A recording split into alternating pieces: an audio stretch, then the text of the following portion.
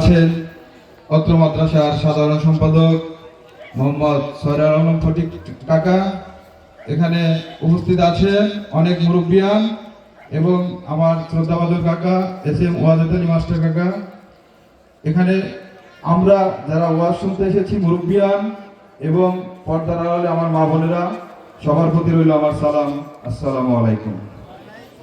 আসলে এখানে বলার মতো কিছু থাকে না, কারণ এখানে যে মেহমান এসেছে তার যে বক্তব্য বয়ান করবেন, আল্লাহর বিশেষ রহমত আমরা আজকে এখানে উপস্থিত হতে পেরেছি। তার সামনে আসলে সময় নষ্ট করা মোটেও ঠিক না, তারপরে আমি একটু সময় দিব, আপনাদের উদ্দেশ্যে দু একটা কথা বলবো। যেহেতু আমাদের গ্রামটা আসলেই একদম 100% মুসলমান, আমরা এখানে বসবাস করি।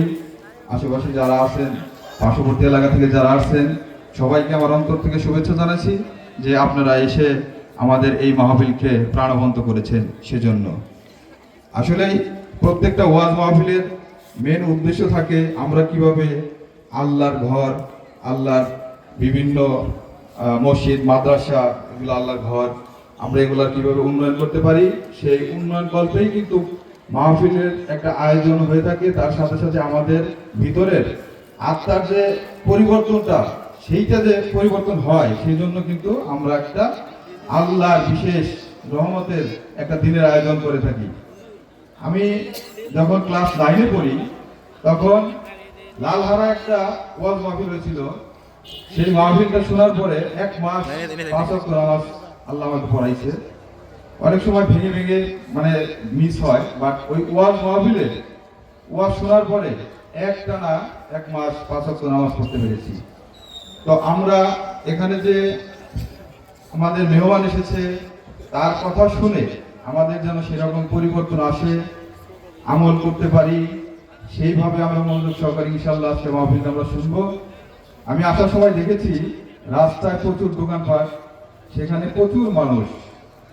আসলে কি সত্যি কথা, এটা একটা দেশের রীতিনীতি হয়ে গেছে কেমন জানি। আমাদের খুব খারাপ লাগে অন্তর থেকে যে এত বড় একটা বক্তা এখানে ওয়াজ করতে আসছে, আমরা রাস্তায় 5 টাকা এই কি বলে আপনার ফুচকা, 10 টাকার আচার কিনে ওখানে দাঁড়িয়ে দাঁড়িয়ে খাচ্ছি, অথচ এই মেহমানের এখানে আমরা উপস্থিত হচ্ছি না, তাকে অসম্মানিত করা হচ্ছে। আমি বলবো যারা রাস্তায় আছেন আপনারা দয়া করে স্টেজে আছেন, মা বোনরা ওখানে বসার জায়গা পাচ্ছে না, পরিপূর্ণ হয়ে গেছে।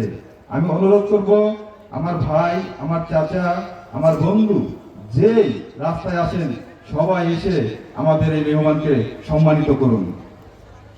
আপনারা জানেন বিগত দিনে এই যে ফ্যাসিস্ট সরকার ছিল, ওই আমলে আমাদের এই মেহমান বাংলাদেশে প্রচুর আল্লাহর ওলি, আল্লাহর মতো বুজুর্গ লোকজন আছে, তারা ওয়াজ করতে পারে নাই, হৃদয় কেঁদেছে 17টি বছর।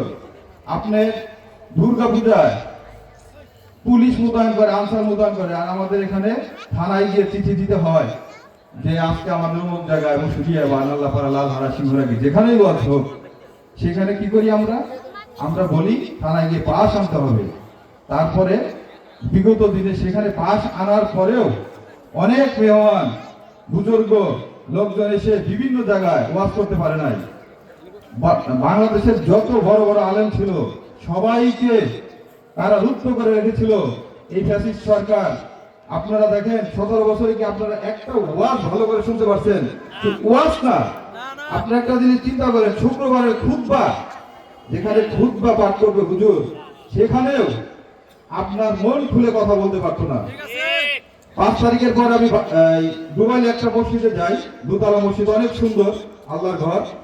সেখানে হুজুরের বয়ান শোনার পর আমার শরীরের পশম খারিয়ে গেল। আমি বললাম যে এইটা বিগত 17 বছরে একটা হুজুর সাহস পায় নাই। আমাদের দেশ মুসলিম দেশ দাবি করি, 90% লোক মুসলমান, সেখানে আমরা আমাদের এই ধর্মের কথা বলতে পারি না। আমরা কতটা অবাগা, কতটা মানে এমন একটা জাতি যে আমরা নিজেরা বুঝতে পারি না। তো আমি বলবো হুজুরের সময় নষ্ট করবো না, আমি বলবো আপনারা এখানে যারা এসেছেন যতটুকু পারেন এই মাদ্রাসার উন্নয়ন কল্পে আপনারা সহযোগিতা করে যাবেন, এইটাই আপনার পরকালে থাকবে। আর এখানে যারা এসেছেন সবাইকে ধন্যবাদ জানাচ্ছি। আমি এখানে উদ্বোধক হিসেবে এসেছি, আমার অবশ্যই কিছু করণীয় আছে, তো আমি এখানে কোনো কিছু প্রকাশ করব না।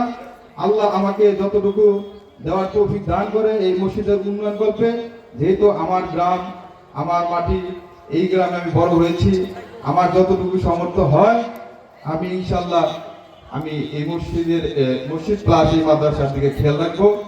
আপনারা আমার জন্য দোয়া করবেন, আমি যেন আমার অর্জিত টাকার সব টাকা ইনকাম করে আল্লাহর রাস্তায় আমার অর্জিত টাকার ম্যাক্সিমাম টাকা আমি দান খয়রাত করতে পারি। আল্লাহ যেন